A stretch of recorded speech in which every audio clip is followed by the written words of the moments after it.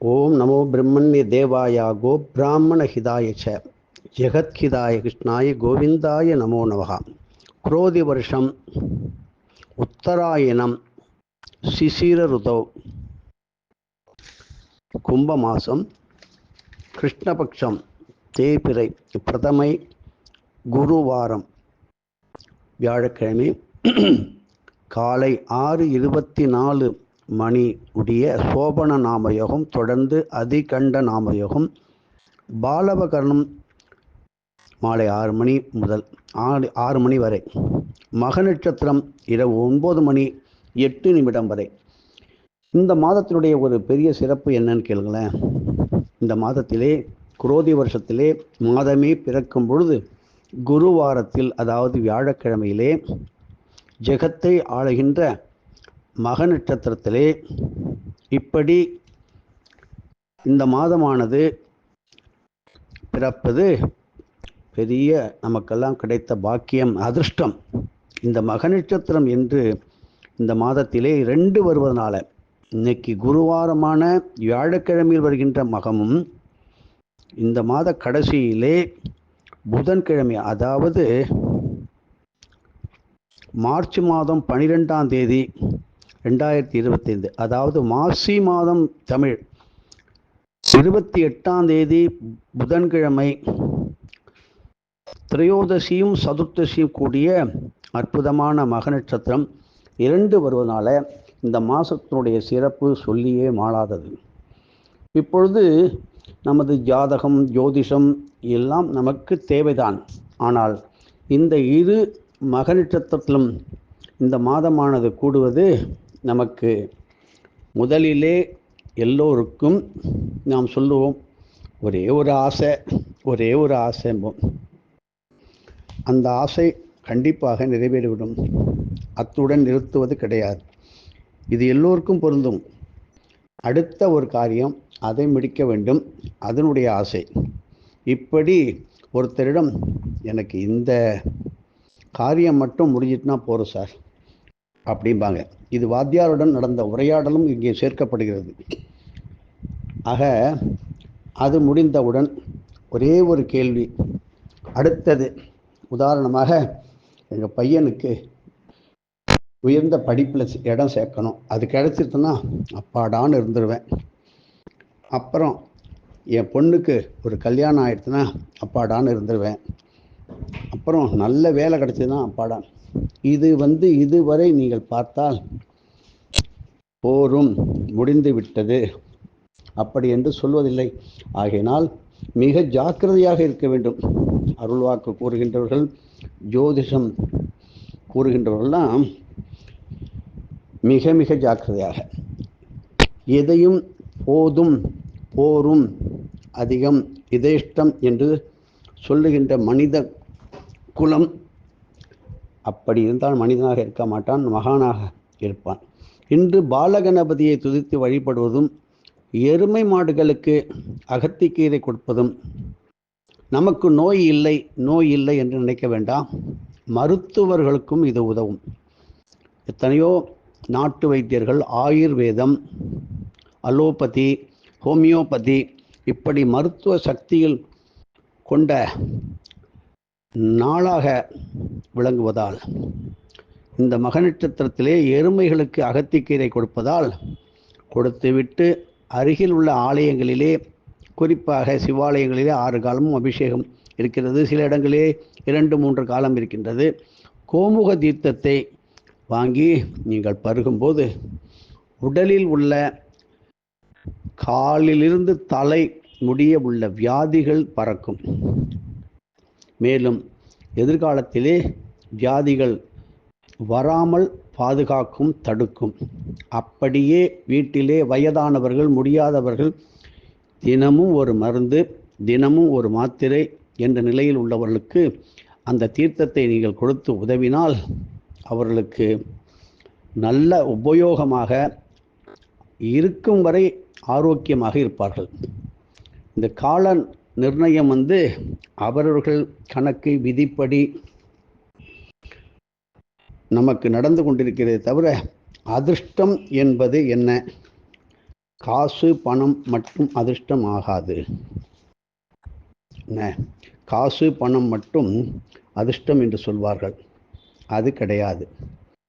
இப்படி நாம் நம்முடைய நிழல் எப்படி தொடர்ந்து கொண்டே வருகிறதோ, நம்முடன் வருகிறதோ, நமது பாவம் புண்ணியம் நம்மை தொடர்ந்து தான் வரும்.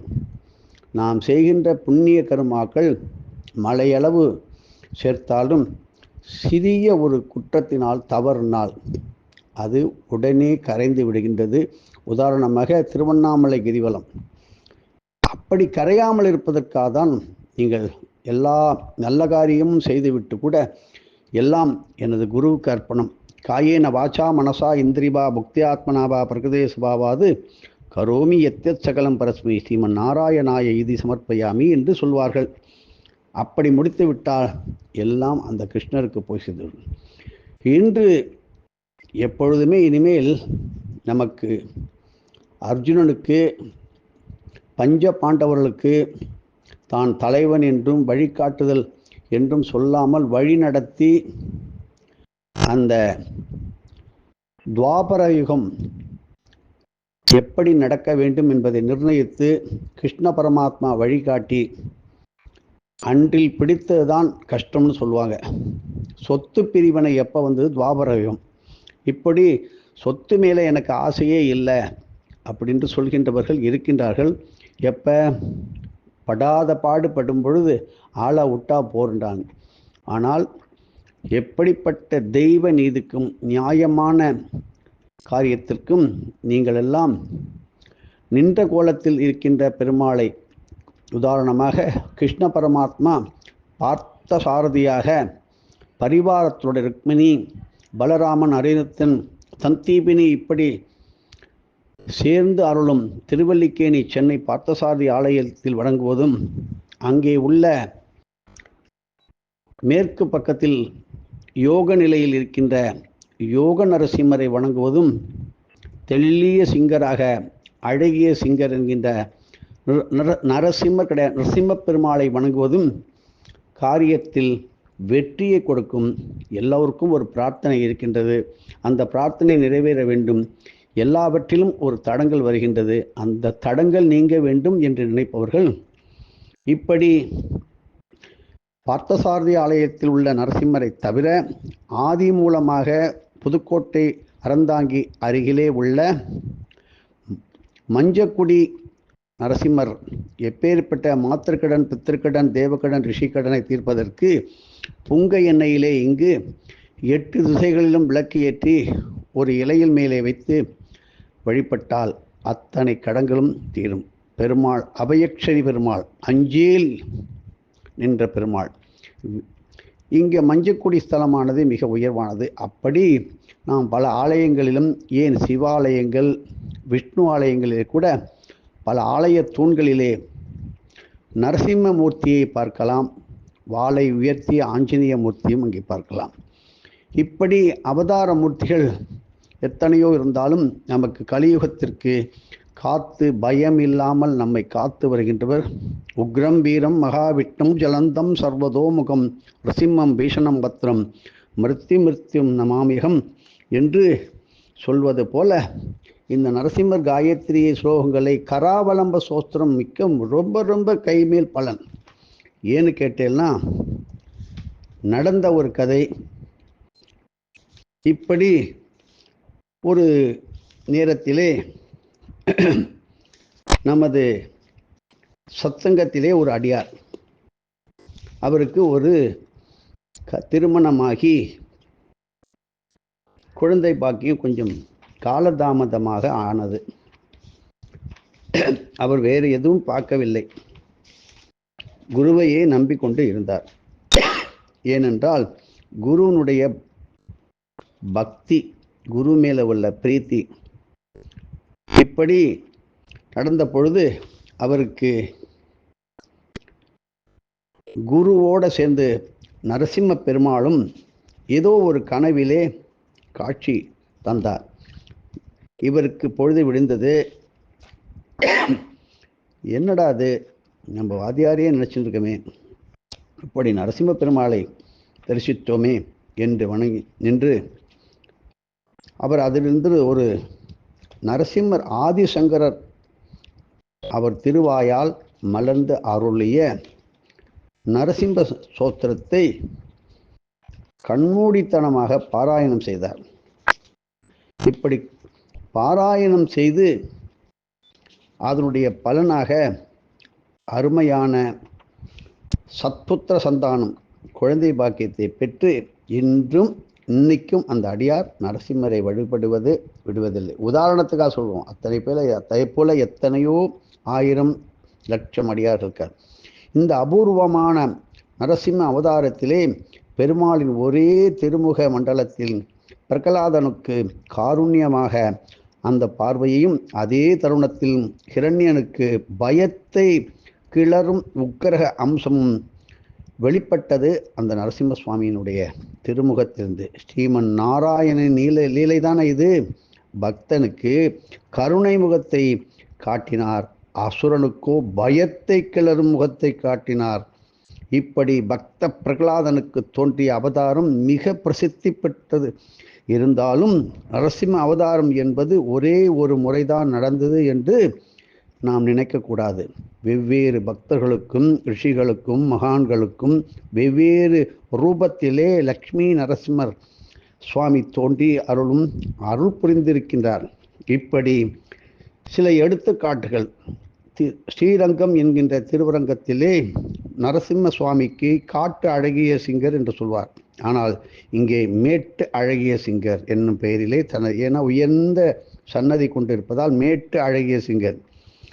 இங்கே கம்பநாட்டாழ்வாரின் இராமாயணத்தை அங்கீகரிப்பதற்காக, ஏற்றுக்கொள்வதற்காக, அப்ரூவல் கொடுப்பதற்காக வலது கரத்தினை தூக்கிய திருக்கோலத்தை கொண்டு அமர்ந்திருக்கின்றார். சிங்கப்பெருமாள் கோவில் என்னும் தலத்திலே ஜாபாலி மகரிஷி, அந்த மகரிஷிக்கு நெற்றிக்கண்ணோடு நரசிம்மர் பெருமாள் காட்சி. சிங்கப்பெருமாள் என்பது சென்னைக்கு மிக அருகில் இருக்கிறது. சப்த ரிஷிகளுக்கு யோக நரசிம்மராக காட்சி தந்த இடமே கடிகாச்சலம் என்று போற்றப்படும் ஷோலிங்கர் மலையில் இருக்கிற நரசிம்மர் மிக மிக சக்தி. இங்கு காட்சி தந்தரும் நரசிம்ம சுவாமி அக்காரண கனி என்று திருமங்கையாழ்வார் அற்புதமாக சந்தோஷமாக பாடியிருக்கார். ஒரு முறை காபாலிக்கர்கள் ஆதிசங்கர பகவத்பாதாலை பலி கொடுக்க முயன்ற போது பார்த்துங்கோ, ஆச்சாரியனுக்கே அந்த கதி. ஆதிசங்கரின் சீடரான பத்மபாதரின் உடலுக்குள்ளே நரசிம்ம சுவாமி புகுந்து காபாலி அரக்கர்களை பதம் புரிந்து அழித்தார். இவ்வாறாக பல இடங்களிலே பல கோடி முறை நரசிம்ம சுவாமியின் அவதாரம் வெளிப்பட்டது என்பது இங்கே ஒரு உதாரணம். ஸ்ரீ லக்ஷ்மி நரசிம்ம சுவாமியை முறையாக வேண்டி வழிபாடு செய்வதால் எத்தனையோ நல்ல பலன்களை உடனே பெறலாம். இதில் பக்தியோடு இருக்கும் குழந்தை செல்வத்தை பெறுவதும் ஒன்று என்பது நமது வாத்தியார் சர்க்குரு ஸ்ரீ வெங்கட்ராமசித்தி சுவாமிகள் அவருடைய அற்புதமான திருவாக்கு. இந்த இதழிலே அதை பற்றி விரிவாக இந்த மாத இதழிலே, மாசி பங்குனி இதழிலே 10ஆம் பக்கம் முதல் 13ஆம் பக்கம் வரை தொடர்ந்து எழுதப்பட்டு இருக்கிறது. படித்து தெரிந்து கொள்ளலாம். இங்கே அதுக்கு அவருடைய நரசிம்மருடைய விளையாடல் இதற்கு ஒரு சிறந்த எடுத்துக்காட்டு. நமது வாத்தியார் இதை பற்றி பேசும்பொழுது, நாட்டிலையும் வீட்டிலையும் தெய்வீகத்தை பரப்புற சக்தி தான் பெத்த மனசுக்கு உண்மையான மனசாந்தி கொடுக்கும் என்று கூறுவார். ஆகவே பெற்றோர்கள் சிறு வயதிலிருந்தே குழந்தைகளுக்கு ஆன்மீகத்தை ஊட்டி வளர்க்க வேண்டும் என்பது இந்த காலத்தின் கட்டாயம். பல கோயில்களில் உள்ள தூண்களில் முன்பு சொன்னது போல் நம்மால் நரசிம்ம சுவாமியை தரிசிக்க முடியும்.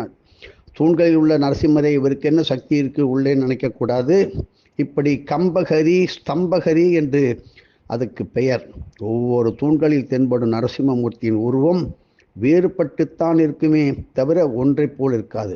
அப்படிப்பட்ட அந்த மூர்த்தங்களுக்கு ஒவ்வொரு பெயரும் இருக்கு. ஏன்னா ஒவ்வொன்றும் நரசிம்ம சுவாமியின் வெவ்வேறு அவதாரங்களை குறிப்பிடுகின்றது என்பதை இங்கே நாம் தெரிந்து கொள்ள வேண்டும். ஒரு ஊரில் உள்ள புராதன கோயிலின் தூண்களில் நரசிம்ம மூர்த்தியினை தரிசிக்கின்றோம் என்றால் கண்டிப்பாக அந்த ஊரில் நரசிம்ம அவதாரம் ஏற்பட்டு இருக்கின்றது என்பதில் சந்தேகப்படாமல் நம்ம உணர்ந்தாக வேண்டும். இன்றும் நரசிம்ம லோகத்திலே கோடிக்கணக்கான தூண்களை தரிசிக்க முடியும். அங்கு ஒவ்வொரு தூணிலும் நரசிம்ம சுவாமி அவர் எடுத்த அதே அவதார கோலத்தோடு அப்படியே கண்ணுக்கு பிரத்யட்சமாக காட்சி தந்து கொண்டிருக்கிறார். எங்கெல்லாம் தூண்களில் ஸ்ரீ நரசிம்ம சுவாமி நமக்கு தென்படுகின்றாரோ அங்கு ஸ்தம்ப ஜுவாலா வீரியாக்னி சக்திகள் அப்படியே பெருகி வந்து கொண்டிருக்கின்றது என்பதை நாம் தெரிந்து கொள்ள வேண்டும். ஸ்தம்பகரி பூஜையினை மேற்கொள்வதால் நம்மால் இந்த ஸ்தம்ப ஜுவால வீரியாக்னி சக்திகளை கண்டிப்பாக பெற முடியும். நித்திய பிரதோஷ கால நரசிம்மர் பூஜையை பற்றி கொஞ்சம் பார்த்துக்கோங்க. இப்பொழுது தற்காலத்திலே நித்திய பிரதோஷ கால நரசிம்ம பூஜை என்பது மிகவும் குறைந்து போய் குன்றிவிட்டது. இது ஒரு விசேஷமான பூஜை முறையாகும். முன்பொரு காலத்திலே தினமும் கம்பத்தில் உள்ள நரசிம்ம சுவாமிக்கு பிரதோஷ நேரத்திலே சிறப்பான வழிபாடுகளை செய்து பானகத்தை மட்டும் பாருங்கள், அவருக்கு பிடிச்சது இந்த பானகத்தை நிவேதமாக படைத்து எல்லோருக்கும் விநியோகம் கொடுத்து வந்தார்கள். இதை மீண்டும் நடைமுறைக்கு கொண்டு வருவது மிக மிக அவசியம். ஸ்தம்ப ஜுவால வீரியாக்னி சக்திகள் நமக்கு கிடைப்பதால் ஏற்படும் நன்மைகள் என்ன? இறை பக்தியோடு வளரும் சந்தான பிராப்தி, குழந்தை பாக்கியம், ஆண்மை குறைவு, கர்ப்பப்பை பிரச்சனையிலிருந்து உடனே தீர்வு, ஹிரண்யா குடல் புண், வயிற்று புண் போன்ற வயிறு உபாதைகளில் இருந்து உடனடியாக தீர்வு, இரத்த கொதிப்பு, பிளட் பிரஷர், ஹைப்பர் டென்ஷன், படபடப்பு, ஆங்ஸைட்டி, இப்படி பலவிதமான நோய்களிலிருந்து அதற்கான பிரச்சனைகளிலிருந்து நல்ல தீர்வு கிடைக்கும். பில்லி சூனியம், ஏவல், மன பீதி, பயம், திருஷ்டி தோஷங்களிலிருந்து நல்ல நிவாரணம் கிடைக்கும். குழந்தைகளின் முரட்டு குணம், பிடிவாத குணமும் விலகி அருமையான குழந்தையாக மாறிவிடார். மனசாந்தி கிட்டும். தம்பகரி பூஜை முறையை ஸ்ரீ நரசிம்மர் எழுந்தி அருளி இருக்கும் தூணை சுற்றி சுத்தம் செய்து தூய பச்சரிசி மாவு கொண்டு கோலமிட வேண்டும். நல்லெண்ணெய் அல்லது செம்பருத்தி தைலத்தோடு கலந்த நல்லெண்ணெய் கொண்டு அகல் விளக்கு ஏற்ற வேண்டும். ஸ்ரீ நரசிம்ம சுவாமிக்கு பூணூல் 6 மற்றும் 9 திரிகள் கொண்ட பூணூலை சார்த்த வேண்டும். கையால் அரைத்த ஜவ்வாது மற்றும் குங்குமப்பூ கலந்த சந்தனத்தை அப்படியே சந்தன காப்பாக தூணில் உள்ள நரசிம்மருக்கு சாத்த வேண்டும். சந்தனம் அரைக்கும் போது ஓத வேண்டிய மந்திரம், சொல்ல வேண்டிய மந்திரம் என்ன? வடமொழி ஸ்லோகம். ஓம் பூர்லக்ஷ்மீர் பூர்லக்ஷ்மீர், ஓம் பூர்லக்ஷ்மீர் புவர்லக்ஷ்மீ சுவஹா கால கர்ணி தன்னோ லக்ஷ்மி பிரச்சோதயாத். தமிழ் மந்திரம். 3 லோகங்களின் கால காரணியே ஓம் ஸ்ரீ தேவி தாயே போற்றி என்று சொல்வதனால் நரசிம்மருக்கு ஒரு பெரும் ஆனந்தம் ஏற்பட்டு நமது மனவேதனையை நீக்குவார். சந்தனத்திற்கு மேலே துளசி இலைகளை கொண்டு அழகாக அலங்காரம் செய்வது அதி அற்புதமான பலன்களை தரும். மனோரஞ்சிதம் சிகப்பு செம்பருத்தி புஷ்பங்களை உதிரியாகவோ அல்லது மாலைகளாகவோ சமர்ப்பிக்க வேண்டும். தூண் அருகில் இருந்து ஓத வேண்டிய மந்திரம் என்ன? தூண் தூண் என்று நம்ம சொல்லுவோம். என்ன அப்படியே தூண் போல நிற்கிற அப்படி. தூண் என்று வந்தாலே அங்கே நரசிம்மர் இருக்கின்றார். ஸ்தம்பம் என்றால் கம்பம். இப்படி தூண் அருகிலே நீங்கள் லக்ஷ்மி நரசிம்ம காயத்ரி குறைந்தது 108 முறை, ஓம் தத்புருஷாய வித்மகே கம்பஹரீஸ்வராய தீமகி தன்னோ லக்ஷ்மி நரசிம்ம பிரச்சோதயாத், ஓம் தத்புருஷாய வித்மகே கம்பஹரீஸ்வராய தீமகி தன்னோ லக்ஷ்மி நரசிம்ம பிரச்சோதயாத். ஸ்ரீ லக்ஷ்மி நரசிம்ம கராவலம்ப ஸ்தோத்திரம் 8 முறை, 21 முறை அல்லது 108 முறை மிக்காலை மறையாய் விரித்த விளக்கை எண்ணுள் புக்கானை புகழ்சேர் பொலிகின்ற பொன்மலையை தக்காளை கடிகை தடங்குன்றி மிசை இருந்த அக்காரக் கனியை அடைந்துய்த்து போனேனே என்று சொல்வதும், பானகத்தை நரசிம்ம சுவாமிக்கு திவ்யமாக படைத்து பக்தர்களுக்கு பிரசாதமாக அளிக்க வேண்டும். ஸ்தம்பகரி பூஜை செய்வதற்கான விசேஷ காலங்கள் என்ன என்று நீங்கள் கேட்டால், தினமும் மாலை 4:30 மணி முதல் 6 மணி வரை, அதாவது நித்திய பிரதோஷ காலம். இன்று குருவாரம், இன்றும் வியாழன், சனி மற்றும் ஞாயிற்றுக்கிழமை, இப்படி சுவாதி நட்சத்திரம், திருவோண நட்சத்திரம், உத்திர நட்சத்திரம், அனுஷ நட்சத்திரம், மூல நட்சத்திர நாட்கள் மற்றும் அமாவாசை, திருதியை, ஏகாதசி, துவாதசி திதிகள், இந்த ஸ்தம்பகரி பூஜையை பற்றி விளக்கமாக சொல்லிக்கொண்டே போகலாம். குறைந்தபட்சம் 1 மாத காலத்தில் 2 முறையேனும் இந்த ஸ்தம்பகரி பூஜையினை நீங்கள் செய்து வந்தால் அதனுடைய பலன்கள் சொல்லி மாளாது. கோவிலில் நிர்வாகத்திடம் தக்க அனுமதி பெற வேண்டும். இந்த பூஜைகளை அப்படி செய்வதுதான் நல்லது. நரசிம்ம துவாதசி அன்று இந்த பூஜையினை நீங்கள் செய்வதால் விசேஷ பலன்களை பெற முடியும். 26/3/2025 புதன்கிழமை அன்று நரசிம்ம துவாதசி அமைகின்றது. 26 மார்ச் மாதம் 2025 புதன்கிழமை அன்று நரசிம்ம துவாதசி அமைகின்றது. மிக மிக சிறப்பானது.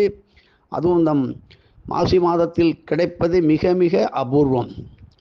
இதை பயன்படுத்தி கொண்டு நீங்கள் உயர்வு பெற வேண்டும், உயர்ந்த நிலைக்கு வர வேண்டும். தூண்களில் எழுந்து இருக்கும் நரசிம்ம பெருமானை பல சிவன் கோயிலிலும் நம்ம பார்க்கலாம். பொதுவாக சிவன் கோயிலில் உள்ள இந்த மூர்த்திகளுக்கு ஸ்ரீ ருத்ராம்ச கம்பகரி, ஸ்ரீ ருத்ராம்ச கம்பகரி என்று அதிவிசேஷமான பெயர் உண்டு. இதை அப்படி ரொம்ப சந்தோஷமாக நமது வாத்தியார் சொல்வார். மேலும் சென்னை திருவள்ளூர் அருகே உள்ள மப்பேடு சிங்கீஸ்வரர் கோயிலே ஸ்தம்பத்தில் நாம் ருத்ர அம்சம் கம்பகரி மூர்த்தியை நீங்கள் தரிசிக்கலாம். ருத்ர அம்ச கம்பகரியினை வழிபட்டு வருவதால் நமக்கு தெளிவான முடிவு எடுப்பதில் குழப்பமாக இருக்கும். அதை செய்வதா இதை செய்வதா என்று தடுமாற்றம் இருந்தால் தெளிவான முடிவை எடுப்பதற்கு அந்த நரசிம்மர் அருகில் இருந்து உங்களுக்கு முடிவையை எடுத்து கொடுப்பார். மூல நட்சத்திரத்திலே பிறந்தோருக்கான வழிபாட்டு தலமான அத்தாழநல்லூரிலே இந்த ஸ்தம்பகரி வழிபாட்டினை ஒரு காலத்திலே விஷ்ணுவதி புண்ணிய காலம் நடந்த இடம் செய்வது மிக மிக சிறந்த ஒரு நல்ல பலனையே தருகின்றது. இன்று மாசி மாத பிறப்பு விஷ்ணுவதி மகா புண்ணிய காலமானதை அவரவர்கள் உள்ள பெருமாள் ஆலயங்களிலே அவரவர்கள் சக்திக்கு ஏற்ப அதை பல பேர் ஒன்று சேர்ந்து செய்வதும், வீட்டிலே திருவாராதனை செய்வதும், நரசிம்மரே உபாசனை, நரசிம்மன் என்கின்ற பெயரை வைத்து கொண்டிருப்பவர்களுக்கும் ஏற்ற அற்புதமான நல்ல நாள். எல்லோருக்கும் எப்பேற்பட்ட ஜாதகத்தில் ஏற்பட்ட பலவிதமான தோஷங்களும், கிரக தோஷங்களும், மாந்தி தோஷங்களும், பாலாரிஷ்ட தோஷங்களும், புத்திர தோஷங்களும், புத்திர சாபங்களும் இருந்தால், எப்பேற்பட்ட சர்ப்பதோஷம், நாகதோஷம், மாங்கல்ய தோஷம், இப்படி பலவிதமான கண் திருஷ்டி தோஷம், எது ஒரு சின்ன ஒரு பொருள் நீங்கள் வாங்கிட்டு போனால் கூட அதை பார்க்கும்போது அடுத்தவர் கண்ணுக்கு வேறு விதமாக தென்படும். எந்த ஒரு பொருளையும் அந்த காலத்திலே கொஞ்சம் மூடி மறைத்து தான் எடுத்து செல்வார்கள். இப்பொழுது எல்லாமே வெட்ட வெளிச்சத்திற்கு வந்து விட்டது. அதனால் என்ன, திருஷ்டி தோஷம். நம்மை நாமே பாதுகாத்து கொள்ள வேண்டும். அடுத்தவர் பொருளை பார்க்கக்கூடாது, சாப்பிடும்போது பார்க்கக்கூடாது, தூங்கும்போது எழுப்பக்கூடாது. இந்த பல நியதிகள் இருக்கின்றது. இப்படி கணவனை இழந்தவர்களுக்கெல்லாம் கண்கண்ட பிரசாதியாக பாதுகாப்பாக மனவேதனையுடன் யாராவது இருந்தால் அந்த மாதிரி வரக்கூடாது. இருந்தாலும் பெரியவர்கள் சொல்லியிருக்கார், நிறைய சொல்லுவாங்க, நான் சுமங்கலியாக போயிடணும்னு. வாத்தியார் சொல்வார், இவங்க சுமங்கலியாக மேலே போயிட்டு எங்கள் ஆத்துக்கார படாத வேதனைக்கு பட்டுருக்காருன்னு மேலே தலைகீழ நின்று பேசுவாங்களாம், கதறுவாங்களாம். அதனால் கணவனுடைய சேவைகளை கீழே இருந்து பூர்த்தி செய்து இவர்கள் புறப்பாடு தான் உயர்ந்தது என்று மகான்கள் சந்தோஷமாக கூறுவார்கள். வேறு விதமாக சொல்லுவாங்க, அமங்கலம் என்னமோ சொல்லுவாங்க, அதெல்லாம் தப்பு. என்ன, விதவை என்பது வெளி உலகத்திற்கு இருந்தாலும் மனப்பூர்வமாக அந்த கணவனுடன் அவர் இருப்பார். ஹிருதய கமலவாசன். அப்படிப்பட்ட ஒரு நல்ல நிலை இருக்கின்றது. இப்படிப்பட்டவர்களெல்லாம் எதுக்கும் வருத்தப்பட்டு மனசு தளர்ந்து இருக்கக்கூடாது என்பது அதற்காகத்தான். இந்த காலத்திலே எந்த குழந்தையை பெற்றாலும் ஒரு சந்தேகம், பயம் கலந்த ஒரு நிலை ஏற்பட்டு விட்டது என்று சொல்லலாம். குறிப்பாக பெண் குழந்தைகளுக்கு பாதுகாப்பு மிக முக்கியம். நல்லதை நீங்கள் சொல்லி வளர்த்து கொடுக்கும் பொழுதே பிரச்சனை வருகின்றது. அதை சொல்லாமல் நமக்கென்ன அப்படி என்று செய்தித்தாள் பார்ப்பது, வீணான டிவி பார்ப்பது, வீண் பேச்சுக்களை பேசுவதால் அதனுடைய எதிரொலியாக அதே குழந்தைகள் நமக்கு வேதனை அளிக்க ஒரு நிலையாக உண்டாகிவிடும். அப்படியே நல்ல குழந்தைகளாக இருந்தாலும் அவர்களுக்கு ஏன் ஆதிசங்கரருக்கு வந்தது போல எதிரிகள் காத்து கொண்டிருப்பார்கள். அப்படிப்பட்ட நிலை வந்தாலும் நம்மை தற்காத்து கொள்வதற்கு, அந்த குழந்தைகளை காத்து கொள்வதற்கு குழந்தை நரசிம்மராக அருகிலிருந்து தொட்டால் சுட்டு விடுவார் அவருடைய பார்வையினால். ஆகையினால உக்ரம் வீரம் மகாவிஷ்ணும் ஜலந்தம் சர்வதோமுகம் நிருசிம்மம் பீஷணம் பத்திரம் மிருத்யுமிருத்யு நமாகும். வீட்டிலே ஸ்ரீ லக்ஷ்மி நரசிம்மர் படத்தை வைத்து பூசிக்கலாம். இப்படி நிறைய சொல்ல போகலாம். ஒளிமதியை பற்றி பார்ப்போம், பிள்ளையாரனுடைய அனுக்கிரகத்தை பற்றி பார்ப்போம். இந்த மாதத்திலே 2 மக நட்சத்திரம். இன்று கும்பகோணம் மகாமக தீர்த்தத்திலே நீராடி, குளத்தில் நீராடி 16 முறை வலம் வந்து லட்டு தானம் கொடுப்பதனாலும், அப்புறம் தவசி மடை என்று திண்டுக்கல் அருகில் இருக்கிற மகன நட்சத்திர கோயில் வணங்குவதும், மற்றும் மருத்துவத்துறையில் இருப்பவர்க்கும், எப்பேற்பட்ட வியாதியினால் கஷ்டப்படுகின்றவர்களுக்கும் நோய் நிவாரணத்தை தருகின்ற யம பூஜை, யமனேஸ்வரர் வணங்கும், நரிக்குடியில் வணங்குவதும், திருப்பயங்கிலிநாதரை வணங்குவதும், குடும்பத்துடன் யம தர்மராஜர் இருக்கின்ற திருப்பயங்கிலி மற்றும் திருவாரூர் அருகே உள்ள ஸ்ரீமாஜ்யம் பல இடங்களிலே இப்படி தர்மராஜரை வணங்குவதும் அற்புதமான பலன்களை தருகின்ற இன்றைய பிரதம தீதி சிரார்த்தத்தை கொண்டாடுபவர்களுக்கும் இது பொருந்தும். இப்படி நித்திய தர்ப்பணம் செய்கின்றவர்களுக்கு வாழ்க்கையிலே சோதனை வந்தாலும் சாதனையாக மாற்றி விடுவார் பித்தர்கள். ஆகையினால நீங்கள் குறைந்தது 10 நிமிடம் அந்த தர்ப்பணத்துக்கு ஒதுக்கி ஆண்களும் பெண்களும் தர்ப்பணம் செய்யலாம். இதை சில பேர் தவறாக எடுத்து உரைக்கின்றதாக சொல்லுகின்றார்கள். அவர்களுக்கு தெரிந்தது அவ்வளவுதான். எதையாவது ஒன்று சொல்லிட்டு பின்னாடி தனக்கே இந்த வினையை வாங்கி கொள்ளக்கூடாது. எந்த சொல் சொன்னார்களோ அந்த சொல்லுக்கு அந்த சொல்லே எஜமான், சொல்லாத சொல்லுக்கு நீங்கள் தான் எஜமான். ஆகையினால எல்லாம் நம்பினவனுக்கு நடராஜன், நம்பாதவருக்கு யமராஜன் ஒரு வசனம் சொல்லுவாங்க. ஆகையினால இன்றைய பொழுது நல்ல விதமாக நடக்கும், எதிர்பாராத நன்மைகள் கிடைக்கின்ற நல்ல நாள். விஷ்ணு சஹஸ்ரநாம பாராயணம் பண்ணுவதும் 64 தலைமுறைகளுக்கு ஆண்களுக்கும் பெண்களுக்கும் விஷ்ணு சஹஸ்ரநாமம் மற்றும் லலிதா சஹஸ்ரநாமத்தில் மந்திரங்களை ஓதி ஸ்வதா நமஸ்தர்ப்பயாமி என்கின்ற முறையிலே 3 முறை தர்ப்பணம் கொடுப்பதும் அளவற்ற நல் பலன்களை கொடுக்கும். எதுவும் என்னுடையதல்ல, அனைத்தும் உடையது. அருளாளா அருணாச்சலா.